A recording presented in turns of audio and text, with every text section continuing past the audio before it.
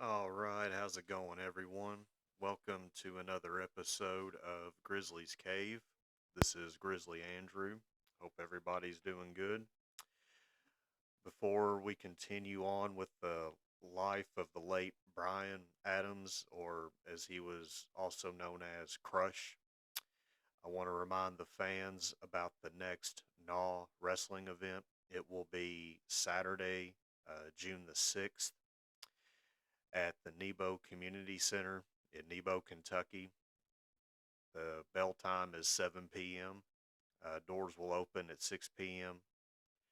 The ticket prices are as follows. General admission is $8 for anybody ages 13 and up, free for anybody ages 0 to 5, and then $5 for anyone ages 6 to 12. Concessions will be available. This is a family friendly promotion. Folks, I strongly urge you to go out and check out this promotion. If you haven't, you are definitely missing out. I promise, folks, you will not be disappointed. And I did post on my social media my Cash App. Give me just a second. Let me get it pulled up here. I apologize for not having it up and ready to go here. But if you are if you would like to make a donation to Grizzly's Cave, my Cash App, you have the $ at the beginning, and it is Grizzly Wildman. So $GRIZZLYWILDMAN. And also, I've been saying this for several months. If anybody out there would be interested in sponsoring Grizzly's Cave, you can email me at grizzliescave@yahoo.com. All right, so continuing on, we last left off when Crush was injured by Yokozuna, and this would have been in July of '93, and this was after that challenge that was laid out that nobody could slam Yokozuna. And if you follow Golden Era WWF or New Generation WWF, you'll know that Lex Luger eventually won that contest. And then Crush wound up having a match with Yokozuna, and Yokozuna put him out of commission after delivering several Banzai drops. Now, if y'all haven't had a chance to see the Banzai drop, there is a reel on TikTok. It's also on YouTube of Yokozuna delivering these Banzai drops, and mostly you see that it's done to enhancement talent. And there were some that I questioned if he killed them because just the way he landed. And folks, you got to remember that's 500 pounds. I don't care if you're 200 pounds. If anybody's jumping and they're going to land on your chest or sternum or close to your throat, doesn't matter what your weight is, that's going to hurt. But imagine having 500 plus pounds jumping in the air and then landing on you. It's not a good day for anybody. But anyways, Crush was needed to recover from his back injury, so the several Banzai drops was to get him off TV. So fast forward to October 18th of '93 on an episode of Monday Night Raw. Crush made his return, and he came out to his Kona Crush music.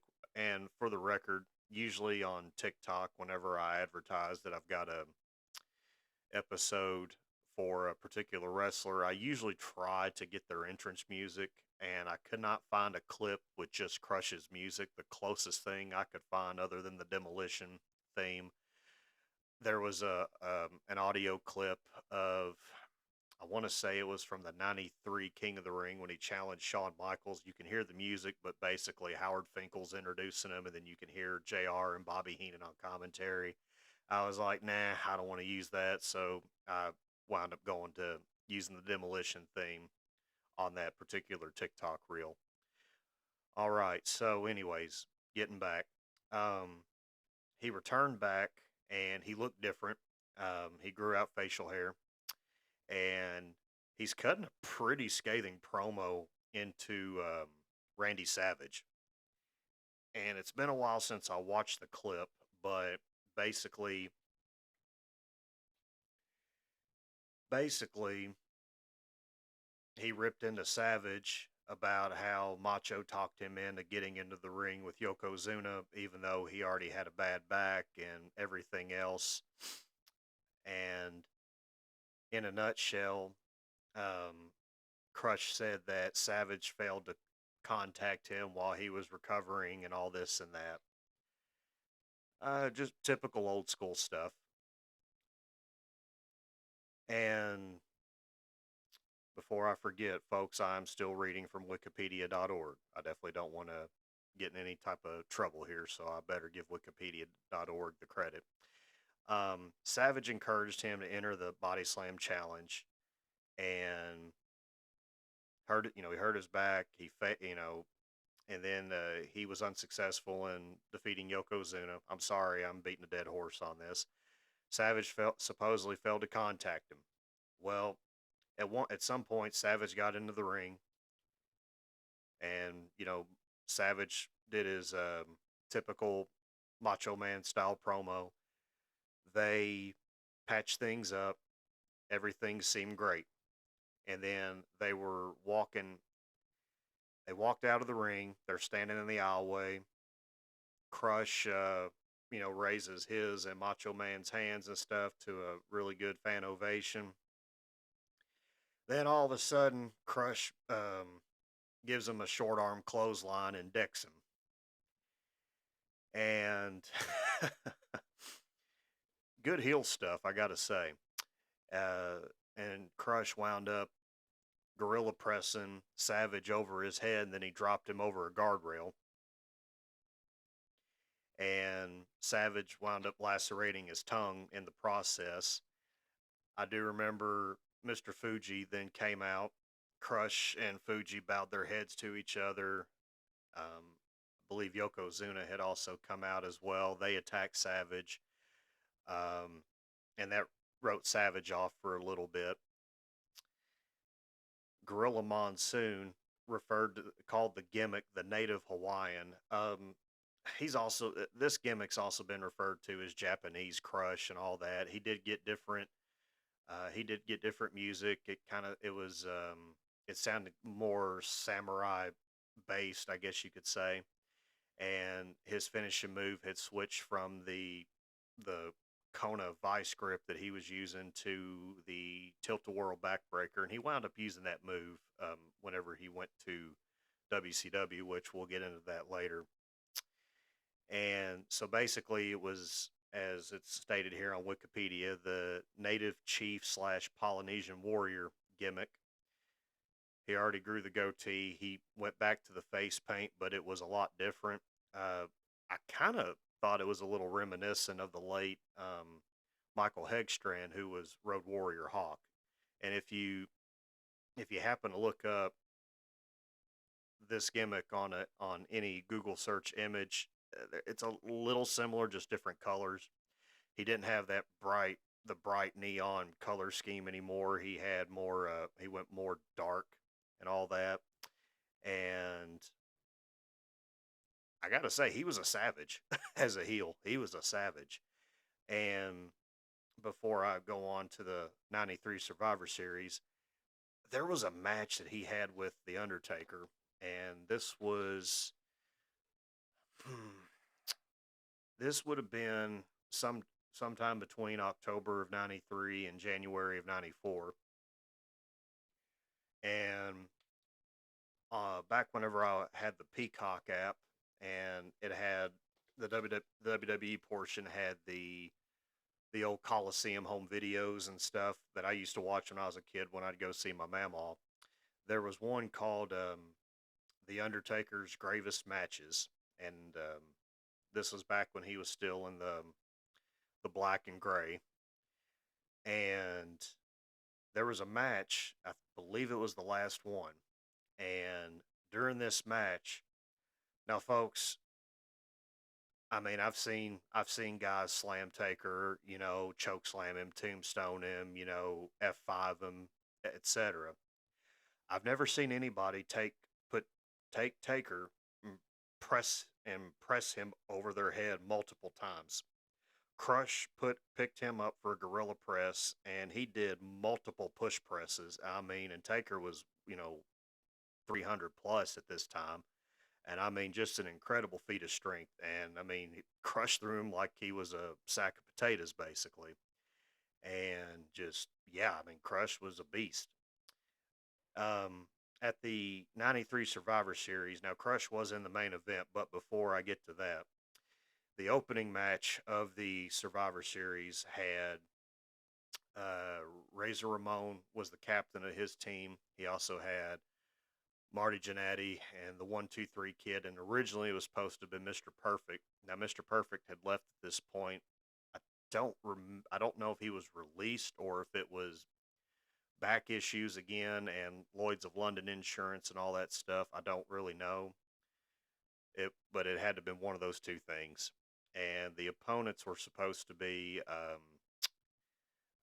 let's see, a team captained by IRS because him and Razor were feuding at this time, and IRS's partners was Adam Bomb, uh, Rick Martel, and Diesel. Well, when Razor's team came out,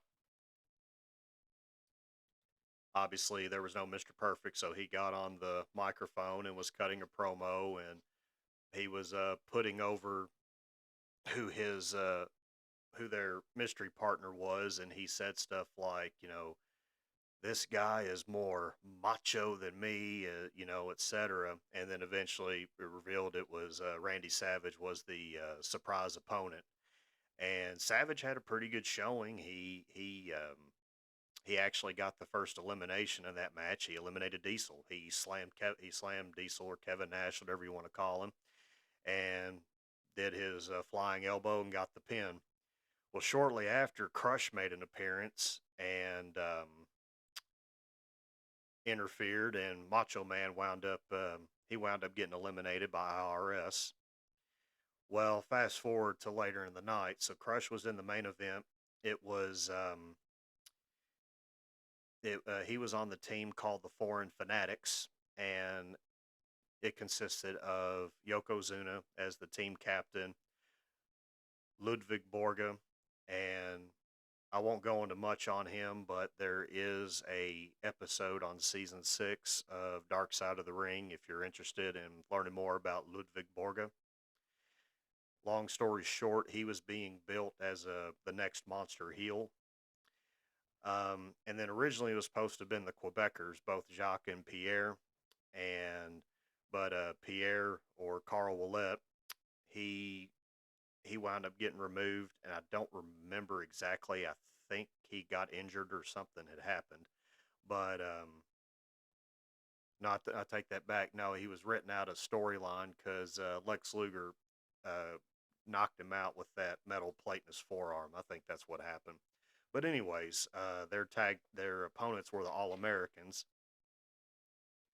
and originally it was supposed to have been Lex Luger as team captain, Tatanka, and the Steiner brothers. Because at this time, Luger was feuding with Yokozuna. Ludwig Borga and Tatanka were feuding because Borga had broken Tatanka's undefeated streak. And then the Steiners and the Quebecers have been feuding because the Quebecers wound up defeating the Steiners a month or so prior for the tag team championship. So it seemed like it was going to be a really good main event. Well, Tatanka got pulled from that event, and he was replaced with the Undertaker. Since Pierre was removed from the Foreign Fanatics team, Crush replaced him. One of the funny things that started this match was they were doing the entrance themes, and so Borga came out first, and then it was Jacques, and then they wound up botching Crush's music. They start as he was making his entrance, they started playing Yokozuna's music, and then instead of finding the right track, they just kept it with they just kept him going with no music at all. And then Yokozuna comes out, and then obviously the All Americans make their appearance and stuff. Crush actually had a pretty good showing. One of his feats of strength that he did, he gorilla pressed Scott Steiner inside the ring and literally threw him outside of the ring. And I mean, even at this point, Scott Steiner was a pretty good sized guy. He wasn't Big Papa Pump big, but he was still a pretty good sized fella. And Crush didn't get pinned in this match. I think they were probably just trying to still build him as a strong heel. And Randy Savage wound up making an appearance, and Crush wound up chasing him outside of the ring, and Crush got counted out. And um, one other feat of strength that Crush did before I continue on. And during the match, Scott Steiner had Jacques pressed up in the air, and when he went to throw him, he threw him at Crush, and Crush just caught him, just and set him back down. So, but anyways, um, Crush did appear in the '94 Royal Rumble match. I don't remember, and if I don't remember what number he was, but this was the Rumble that Diesel had a really strong showing, and obviously was kind of a prelude to the success he would have, later on. And one of the key points in that match was he had shown up. He drew a number not too long after Savage, because Savage was like one of the surprise entrants in this match, and he wound up eliminating Savage. At one point, um,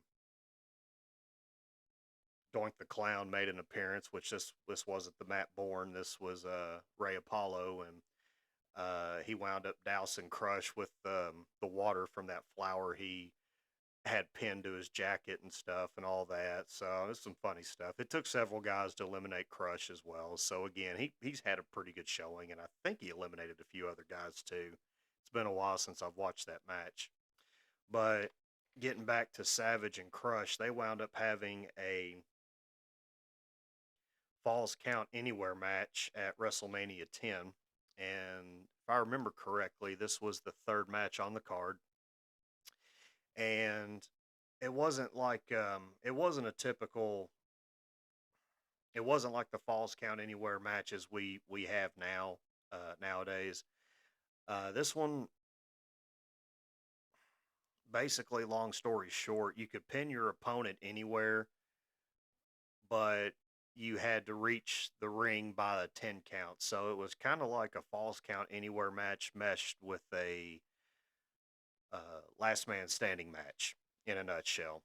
So Savage, makes his entrance first, which is usually bizarre at this time because always the heels always made their entrance first, whether they were champions or not. And so, anyways, Savage, he's high fiving the fans and everything. He high fives Vince McMahon on at the commentary table, and he gets into the ring. He gets on the microphone as they're playing Crush's music. Perfect timing. And he does his, oh, yeah. Well, anyways, Crush starts to make his entrance, and this was in the old Madison Square Garden. So, I mean, it wasn't a really long entrance way. So, anyways, Crush is making his entrance. Savage attacks him in the aisleway. But Crush eventually gets the upper hand. He presses Macho Man over his head, and he drapes Savage across the guardrail again and pins him. And then Crush gets back in the ring, and of course Savage makes it back to the ring before the 10 count. And then the match goes on, and it's actually not a bad match. And I mean, and I'm sure this was a typical Savage match, where, as a lot of people have said in interviews, that he would critique the match, from start to finish. Um, or not critique, but he would draw it out basically in a nutshell. Um, a lot of people said it was a night off anytime they worked Randy. So, but eventually Savage he makes his comeback. He gets a pin on Crush outside the ring, and during the 10 count, Fuji can't wake him up, so then Fuji winds up getting a pitcher of water and pours it on Crush, wakes him up and stuff, or revives him, so to speak, and then Crush makes it back into the ring before the 10 count. Eventually, they wind up going behind the curtain and all that, and Savage winds up pinning Crush again, and then he winds up kind of hog tying him, so he can't get back to the ring. And while the 10 count's going on, Fuji's still in the ring, and Savage starts laying it into Fuji and all that, and then eventually, Crush can't reach the 10 count, and then Macho Man wins the match. Um, I thought it. I thought it was an interesting match. Thankfully, they didn't continue that trend with the future Falls Count Anywhere matches. So but it was an interesting concept, and this was also the WrestleMania where later on they had the famous ladder match between Razor Ramon and Shawn Michaels. So, anyways, after this, Crush would become a hired gun for Mr. Fuji, and he would help Jeff Jarrett win a King of the Ring qualifying match against Lex Luger on the May 21st episode of Superstars. He would attack Luger outside the ring, causing Luger to lose by countout. And there's always got to be payback. So in retaliation, Luger cost Crush King of the Ring qualifying lumberjack match against Tatanka on the June 6th episode of Raw. I I don't remember watching that match, and as much as I was glued to the TV back then, especially on Monday nights, you'd think I'd remember that, but I do not remember it. This would result in a short program between the two. Even though Crush had already been aligned with Fuji and Yokozuna, they would eventually become a tag team. And because at this time, Yokozuna had lost the WWF Championship a few months prior to Bret Hart at WrestleMania 10. So Crush and Yokozuna would take on the Head Shrinkers for the Tag Team Championship at the King of the Ring. They lost the match after Luger distracted Crush. And then in mid-July 94, Crush would part ways with Yokozuna and Mr. Fuji. However, he would continue his feud with Luger. And the rivalry would culminate in a match on the August 21st episode of Sunday Night Slam, which Luger won after Ted DiBiase distracted Crush. So, yes, for a short time they did have a Sunday Night Slam. I never really watched any Sunday Night Slams. I've seen them broadcasted on YouTube, so I've chimed in here and there. But you know, the question would ask, well, why would Ted DiBiase distract Crush and help Lex Luger? Because Ted DiBiase's a heel manager, Luger's a babyface. So, for those of you that don't remember, there was a storyline going where it was looking like Lex Luger had been bought off by Ted DiBiase because DiBiase was going to reform well, instead of it being Money Inc., it was going to be the $1 Million Corporation. He was going to start a stable. And he actually had a pretty good stable, but he was cutting promos and all that saying that Luger was bought out by Ted DiBiase. And of course, Luger refuted it. So that's where that comes into play. Afterwards, Crush would lose a series of non-televised matches. I would say house shows. Well, actually, no, it wasn't house shows. It was during their European tour. He would lose to the Undertaker on these shows in early September, and then he subsequently would leave the WWF. I do remember I didn't see him on TV after the summer of '94 very much, but we didn't really have we didn't have ewrestlingnews.com and ringsidenews.org and all that other stuff to hear about people leaving or getting fired or whatever. So as a kid, I didn't know, and I sure as heck wasn't a subscriber to the Pro Wrestling Torch, or whatever it is that oh, what is it? The one that Meltzer writes, or even Wade Keller. He did return in '95 at the Royal Rumble.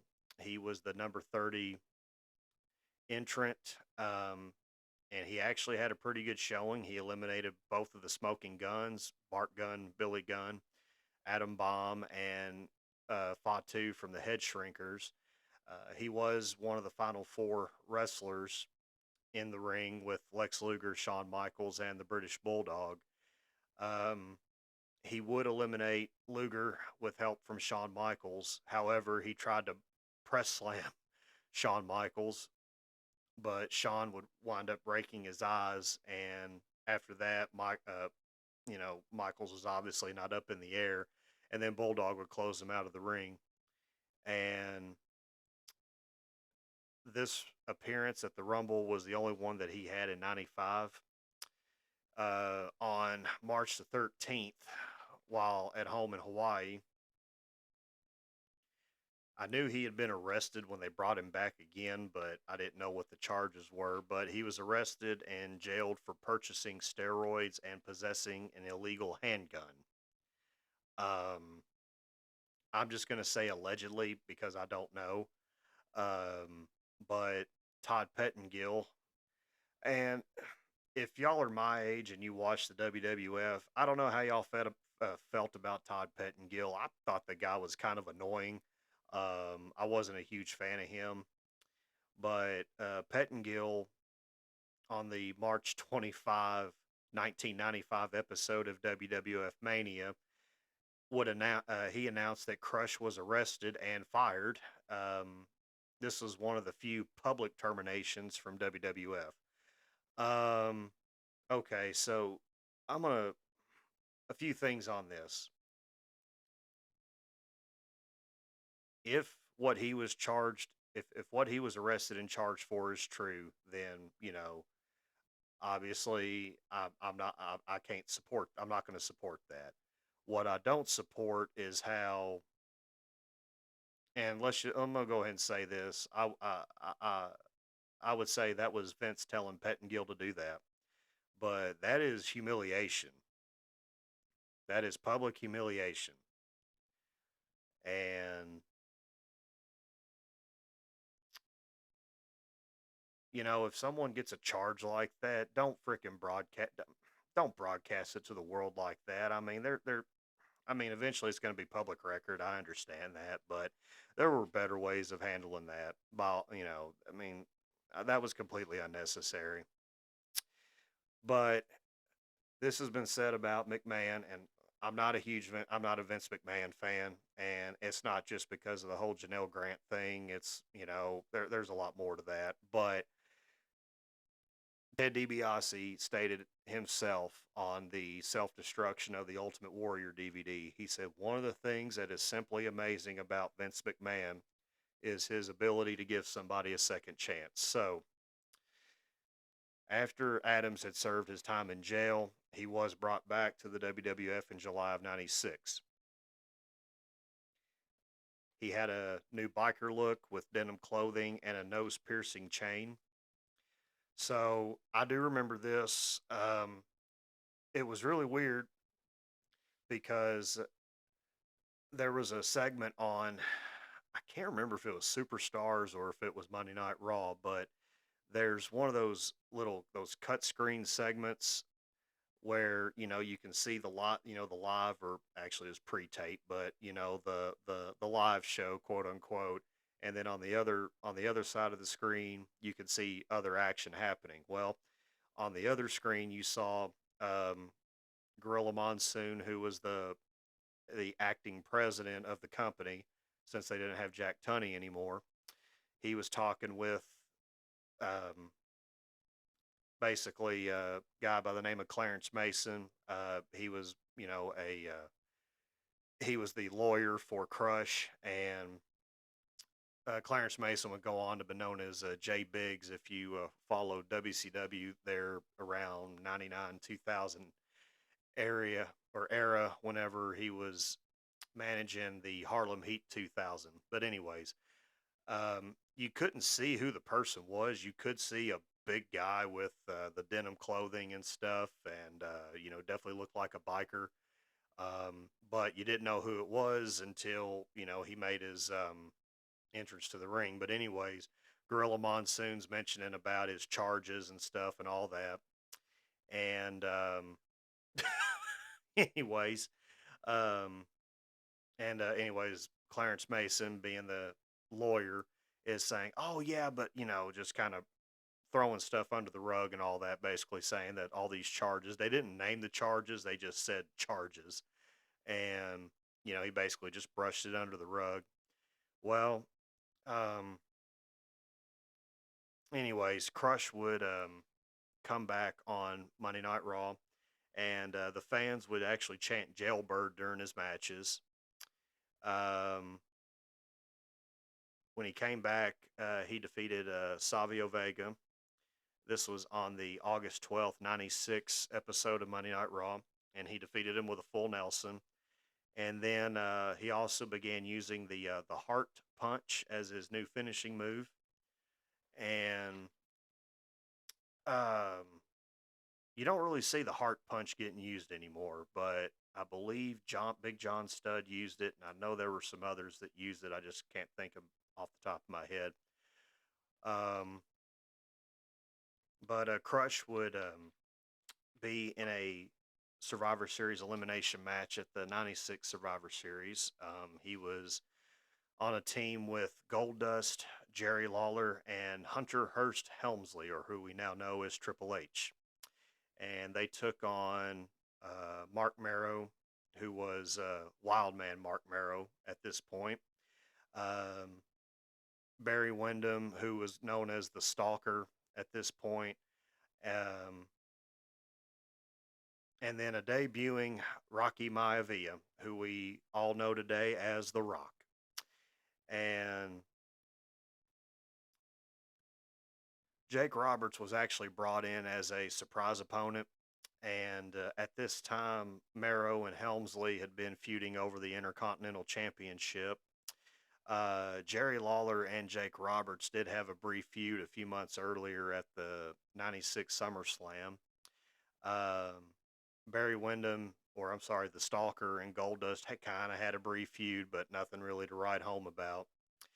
But Helmsley and Marrow were the team captains. They didn't even survive the match. Normally, in old school Survivor Series matches, your team captain is usually part of the surviving team. Um, it's this was one of them rare occurrences. So, what I do remember about this match was it got down to, well, actually, before I forget, Crush did get an elimination on Jake Roberts, actually, and it was actually a clean one. Roberts had set him up for a short arm clothesline, like he would always do when he was about to set people up for the DDT. And Roberts went for the single arm clothesline. Well, Crush ducked under the clothesline, and then when Roberts spun back around, he met a heart punch from Crush and then got pinned. So I thought that was pretty cool. And the end of the match, it got down to Crush and Goldust against Rocky Maivia. Maivia wound up pinning both of them, and Rocky's pay-per-view debut, he's a sole survivor in a Survivor Series elimination match. So, I mean, that's a pretty good way to start. Um, so, during the fall of 96, I mentioned Savio Vega. So, Crush had started a rivalry with Vega. Um, However, they would wind up joining a faction that a lot of Attitude Era folks will remember, called the Nation of Domination, or the NOD. And Farouk was their leader. Farouk, who we all know as Ron Simmons. So you have Farouk, Crush, Savio Vega, and Clarence Mason. And I don't know how y'all all felt about the Nation of Domination. Um, I actually like their entrance music. One of the things though is they had a group called, and I'm sure a lot of the older fans will know who I'm talking about, PG-13, consisting of Wolfie D and JC Ice. And I've actually met JC Ice. I met him at the Hopkinsville independent show that I went to watch with my stepdad back in '98, and that was covered in one of my early Grizzlies Cave episodes over a year ago. But yeah, they as soon as the music hit, these two guys would come out rapping and stuff and all that. And anyways, I thought it was a pretty cool concept. It was different at the time, and it was almost kind of like I don't want to say NWO esque, nothing like that, but it was a small faction, but it was a dominating faction, no pun intended. And they started a feud with um, Ahmed Johnson, which Ahmed and Farouk had kind of started a feud at this point. And they let's see, at the '97 Rumble, Crush entered at number one, and Ahmed Johnson entered at number two. So a pretty good start to the Rumble and all that. It's still continuing their story and everything. And then, of course, Ahmed Johnson has a short night in that match because Farouk ran to the ring, and then Ahmed jumped over the top rope and his feet hit the floor. Oh, jeez. Yeah, I remember watching that. I'm like, oh, Ahmed. Anyways, um, they would go on to have a match at WrestleMania 13, and it was a Chicago street fight. It was all three members of the Nation, and they would take on Ahmed Johnson and the Legion of Doom, and it was a pretty brutal match. If I'm not mistaken, I think Ron Simmons had a punctured lung after this match. But uh, as with a lot of factions, especially in WWF, they don't tend to last very long. So fast forwarding. I know we're fast forwarding a lot, folks. But at the let's see, at the '97 King of the Ring, um, Crush had a match with Goldust, and Crush would lose the match, and he would argue with Savio Vega during Farouk's WWF Championship title shot, which I forgot. Farouk had challenged The Undertaker for the WWF Championship at the King of the Ring. And anyways, this argument between Crush and Savio wound up distracting Farouk, and it caused Farouk to lose the match. Um, Let me gear back for 1 second. At the let me gear back to February '97. It doesn't have it listed, which is kind of a bummer. But um, at the Final Four pay per view, I believe that was the name of it. That was the pay per view where the main event was a fatal four-way elimination match that had Taker, Bret Hart, Stone Cold, Steve Austin, and Vader. And the winner of that match would crown a new WWF champion because Michaels had relinquished the belt because he quote lost his smile. That's a whole other topic for another day. But if I'm not mistaken, I think during that In Your House, um, let's see, there was a gauntlet match that involved Ahmed Johnson taking on all three members of the Nation, and Crush had started it off, but eventually Crush wound up getting pinned, and then Savio came out, and then Ahmed disposed of Savio, and then Farouk made his appearance, and but you know eventually Farouk wound up winning the match. Anyways, I thought I'd throw that in there. So getting back to King of the Ring, the following night, um, Crush and Savio wound up getting fired by Farouk, and this would turn Crush into a babyface for the first time since 1993. So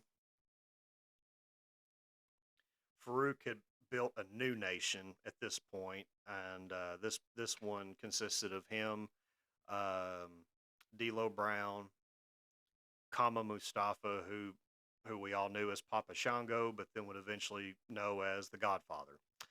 And then a shocking twist, Ahmed Johnson would wind up joining the nation. So, anyways, Crush would start his own faction, and it was a biker faction. It was called the DOA, which stood for the Disciples of Apocalypse. And they were introduced on the June 23rd episode of Raw, or at this point, it was called Raw is War. Um, on this night, there was they wound up. So let me backtrack. So Crush's faction consisted of Chains, who was better known as Primetime Brian Lee, if you ever watched Smoky Mountain Championship Wrestling. And then he was also the fake Undertaker back in '94 when Ted DiBiase said he brought back the Undertaker. And he was the one that took, he was the one in the main event of SummerSlam '94 in the infamous Undertaker versus Undertaker match. Um, and then you had 8 Ball, who was uh, Ron Harris, and then you had Skull, who was Ron's twin brother, Don Harris. And I mean, these are some pretty bad looking guys. And they, they rode out to the ring on their motorcycles, and they always kept their biker vests on during their matches. And nothing fancy. They were just brawlers, And they wound up getting into a brawl with the Nation. And at one point, Ahmed Johnson wound up getting injured, which, from what I understand, he was very injury prone. But he got injured during that skirmish and all that, and he's taken off TV. But this would be the start of what was called the gang warfare back in '97 WWF, because there was a lot of factions that were coming in at this point. And another one was Savio Vega. He had the Los Boricuas. Um, the three leaders, Savio, Crush, and Farouk, had a triple threat match at the Ground Zero in your house, which was right after SummerSlam '97. Savio won that match. Um, the DOA would trade wins with Los Boricuas at SummerSlam, the In Your House Bad Blood, and on the November 22nd episode of Shotgun Saturday Night. The next rivalry that the DOA had was with a group called the Truth Commission. Now, this group's, I don't want to say they're forgettable, but they were based out of, I believe it was South Africa. Their leader originally, he was named the Commandant or Commandante. I'm not sure how you pronounce it. Um, and it had they had four wrestlers. One was named, let's see, the Interrogator, who would be known as Kurgan. Then there was Sniper. I don't know much about him. Recon, who eventually became Bull Buchanan. And then you had, there was a guy named Tank at one point, and he wore a mask. Tank was the guy that was known as Mantar back in the mid '90s. He was also Goldust's bodyguard for a short time during his feud with the Ultimate Warrior in '96. But Tank eventually got replaced by the Jackal, who we all now know as Don Callis. Well, the Truth Commission and the DOA had a Survivor Series elimination match. Um, Truth Commission wound up winning that match. Uh, it wasn't. How can I say this? I'm not going to say it wasn't a bad match. Okay, it wasn't a great match by any means, but it was not a bad match. Um, I will say this though: look up the Truth Commission's theme. It's a little intense. I've actually got it on my Apple playlist under my quote instrumental and movie, TV show themes playlists and all that. It's kind of ominous music, but then you hear a bunch of stomping and stuff, and all people marching basically, kind of similar to the Jedi Temple March music, if you've ever heard that. But anyways, getting back to the match, it eventually got down to the Interrogator, or Kurgan as he was starting to be called now, and Crush, and Kurgan wound up getting the win. The thing that was crazy is that I think Kurgan wound up eliminating. He either eliminated everybody or he eliminated at least half or three of the guys, and it was all with the side slam. And I'm like, probably could have used a better move, but Dino Bravo perfected the side slam as his finish, so I can't really judge. Um, this was also the Survivor Series, well known for the infamous Montreal screw job. Um, and speaking of the screw job, Adams left the WWF in fall of '97, partially in protest to the Montreal screw job. However, his absence was explained as a storyline injury sustained during a brawl with Kane on the November 24th episode of Raw is War. His last appearance was on the November 29th episode of Shotgun Saturday Night, where DOA would defeat enhancement talents Steve Corino, Marty Gardner, Jason Arnott, and Mike Hollow. The last three I'm not familiar with, but Steve Corino, he's well known in ECW and Ring of Honor and etc. But so let me gear back on a few things here. So I watched the Brawl with Kane, and if you all remember, this was within a month and a half after Kane debuted with the WWF, and he was being built as an unstoppable heel. And every Monday night, you pretty much knew every Monday night somebody was going to be annihilated by Kane in some capacity. At this point, he had already wrecked Flash Funk, who we know as Too Cold Scorpio, Scott Taylor, who was Scotty Too Hottie, Dude Love, or Mick Foley, the Hardy Boys. This was back when the Hardys were still, they were about a year shy before they started getting a big tag team push. The Headbangers, I mean, he was rolling through everybody. Well, so here's what was interesting about this brawl with Crush. So Jeff Jarrett had returned to the WWF. He had left the WCW probably a couple of months prior, and he was going back to like an old school NWA roots and stuff, because they were kind of doing a NWA invasion storyline, or they were at least attempting to. Well, so Crush and Jarrett were supposed to have a match. Well, Jarrett doesn't come out for the match, and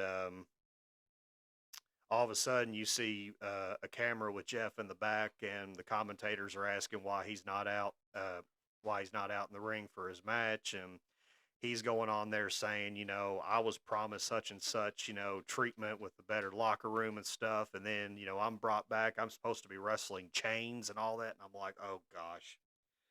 I'm like, this ain't starting off good. He's already calling his opponent the wrong name and all that. So, anyways, Crush wins by forfeit, basically. Well, then the lights go out. Kane's music hits. The arena's got the red lights. Here comes Kane. He gets into the ring. Crush tries to get the upper hand a little bit. He's throwing heart punches and stuff. It's just not phasing him. Kane winds up beating up on Crush, delivers a tombstone. Then Kane, raises his arms, drops him, and the pyro comes out. Music hits. He's gone.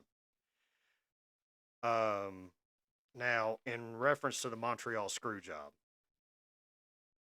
I may do a future episode on that, but man, it's been covered by Dark Side of the Ring. It's been covered on WrestleMania. It's been covered on all sorts of channels and stuff. But anyways, um, I had heard that there were people that had protested, particularly Mick Foley. I knew Rick Rude protested. I did not know that that's why Crush had left WWF, but Um, allegedly, during the infamous incident where Bret Hart got into a entanglement with Shawn Michaels earlier in '97, allegedly, Bulldog and Crush were watching the door and guarding it basically while Bret was beating up on Shawn Michaels. So that, but again, that's allegedly. I believe it happened, but I wasn't there. I don't know. So, but anyways, but that is it for Crush's run in the WWF. I'm going to call it on that. We will pick up again um, because he eventually makes his way to WCW, and unfortunately, because Crush is WWF property, he cannot use that name. But we will pick up again next time on the life of the late Brian Crush Adams. I do want to thank each and every one of you all for your support. Please give this episode a like, follow, subscribe. I am on 6 different platforms. I'm on Spotify. That's my anchor platform. Apple Podcast, Amazon, iHeartRadio, YouTube, and Patreon. And again, thank you all for your support. This is Grizzly Andrew signing off, saying take care and God bless.